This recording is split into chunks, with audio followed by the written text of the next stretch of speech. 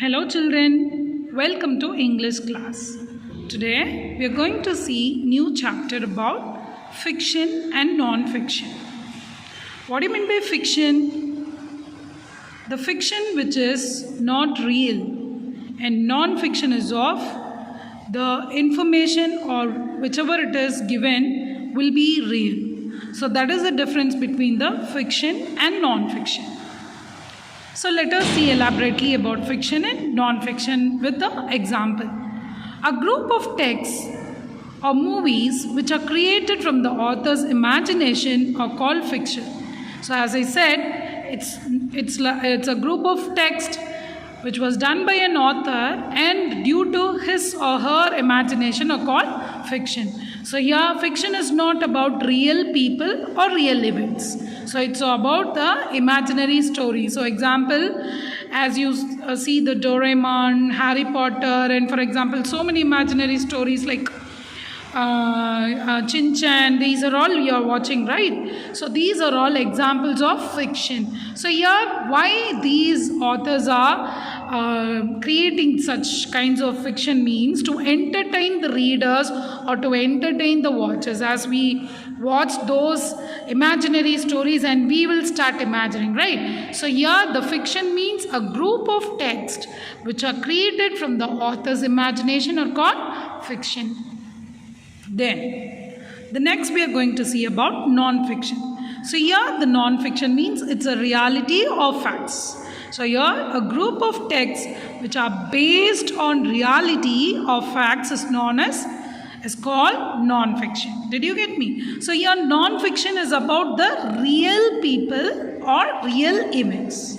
So here for example the newspapers, the recipes, the menu cards, the biographies. So these are all examples because this gives you the correct information about the particular place or person, whatever else, right? So here it is created to inform or to inspire the readers so that the readers will get inspired and they will do what they need, right? So this non-fiction tells us about the reality or facts which was happened around us. Okay, so now you come to know what you mean by fiction and non-fiction. So here are some examples for non-fiction and fiction. So you have to find it out. So what is this? This is the menu card and newspaper. This is of history book and this is the magazine and this is of essay, right? So look at the images and identify the type of text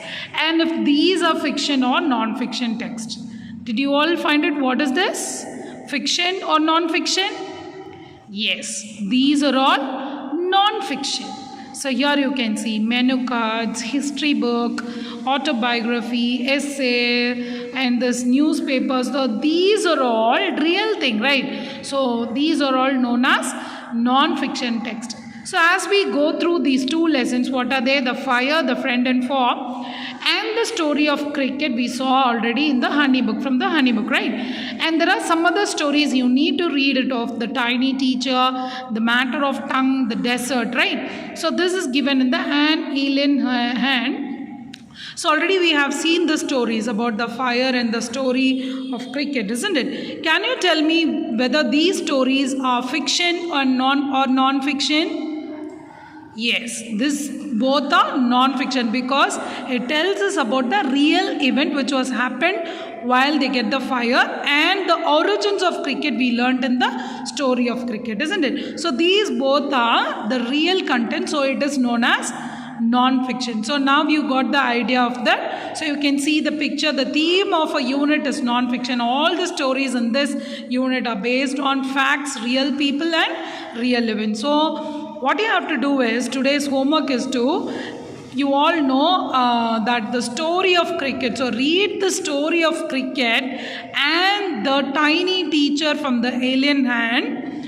So you need to compare these two stories. So you need to make a summary. So I have taught you in the earlier class how to make the summary, isn't it? So create a summary for the story of cricket as well as read the tiny teacher and make the summary for these two. And what you have to do, you have to make it as a think that whether it is fiction or non-fiction. Did you get me? So this is the homework 1. And the another homework I am going to teach is of nouns. So noun forms. I'm going to teach you about the noun forms. So maybe so many children are aware of this noun forms. The noun forms are of 2 types, that are singular and plural nouns. Did you get me? So here is the 2 sentences for you to identify which is singular and plural. So Kishi has 1 dog. Alia has 3 dogs. So what is the difference between these 2 pictures? Here you can see that Kishi is having only 1 dog and Alia is having 3 dogs, isn't it? So here, what is the difference between these 2 highlighted nouns? So you can see the difference. In this dog, you can see yes is added to it. Why? Yes. So here, because this is a singular noun, here because it shows that there is only 1 dog. But here we'll tell it as plural noun. Why? Because it shows there is more than 1 dog. Can you see the picture? Yes. So what is the difference between the singular and plural noun? So nouns have different forms. The form of a noun tells us something about it. Let us look at the 2 forms below. So singular noun shows that there is 1 person, animal, thing or place or idea. For example, dog. And plural noun shows that there are more than 1 person, animal, thing, place or idea. So you can see the example. Dog is the singular and dogs is the plural. Now we are going to see some rules how to follow while changing the singular form into plural form. So this is the same thing I have explained to you. So now let us see rule 1. So what is the rule 1? For most of the nouns, we add the letter S to the end of the word to make them plural, isn't it? For example, desk. So when we change the singular form into plural form, we'll just add yes to it, right? That is known as plural noun. Then the next thing, there you can see several examples of while you're adding yes to the singular noun. So you can see that desk, desks, bag, bags, plate, plates, banana, banana. So most of the nouns, we add the letter yes to the end of the word to make them plural. Then the rule 2. So here you can see if the noun ends with CH or SH or X or O after a consonant, we add ES at the end of the word. So when the word ends with the SH or CH or X or O after a consonant, so here U is the consonant. You all know what are vowels? A, E, I, O, U are vowels. Other than that, all other letters are consonants, isn't it? So here before SH, what consonant was there? U, isn't it? So what you have to do, if you see this kind of rule 2, you have to just add ES to it. So for what you need to apply ES?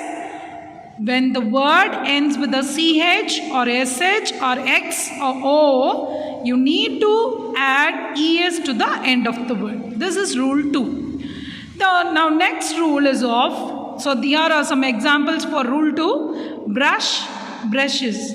Watch, watches. Box, boxes. Mango, mangoes. Isn't it? The next rule is of rule 3. That is of, if the noun ends with the letter Y after a consonant, we replace the Y with IES at the end of the word. So here you can see the example candy. So what was the last letter? Y. So what you have to do? You have to replace it while you change into plural. So how will you replace it? By adding IES, and you need to take it out that Y. Isn't it? So this is the rule 3. So now let us see some examples. Candy, candies. Family, families. Fairy, fairies. Cherry, cherries. So these are the examples for rule 3. Now let's look at the next rule, that is of 4. So here you can see if the noun ends with the letter F we replace the F with VES at the end of the word. So here it's an example given for you. Calf. So what is the last letter? F, isn't it? So what you have to do? You have to replace it. How will you replace when you change it into plural? So you have to take it off that F. Instead of F, you will be adding VES to the word. So calf, calves. So let us see some example. Calf, calves. Shelf, shelves. Knife, knives. Thief, thieves, isn't it? Then the next important rule is of Rule 5. So here we can see nouns are of two types, that is of regular nouns and irregular nouns. Up till Rule 4, Rule 1, Rule 2, Rule 3, Rule 4, it's a regular nouns. But now we are going to see is of irregular nouns, isn't it? So here you can see the irregular nouns are nouns that do not follow any rule. We need to just read it and we have to memorize them. So there is no other way to go. We need to read it and we have to memorize them. For example, child, children, woman, women, foot, feet, person, people. So can you tell me some more examples for irregular nouns? Yes, goose, geese, louse, lies, mouse, mice, isn't it? So these are some examples for irregular nouns. So we can't change it. So what we have to do? We need to read it and we need to memorize it. So I hope that you all understand today's lesson. So if you have any doubts, you can call me and ask. So today we revised about the fiction and non-fiction and we learnt about the noun forms, isn't it? So the noun forms are of two types, singular form and the plural form. So here in the singular and plural form we see that there are 4 rules in regular nouns and 1 rule in the irregular nouns. So go through it. I'll send you the homework in the thing. So one homework is to do in the fiction or non-fiction. I told you to read the story of cricket and to read the thing from the alien hand, the tiny teacher, isn't it? So you need to make a summary for the two content and you have to write it whether it is a fiction or non-fiction. That is homework number 1. And another homework regarding this nouns, regarding this noun forms, I'll send you in the Google Classroom. Thank you, my dear children.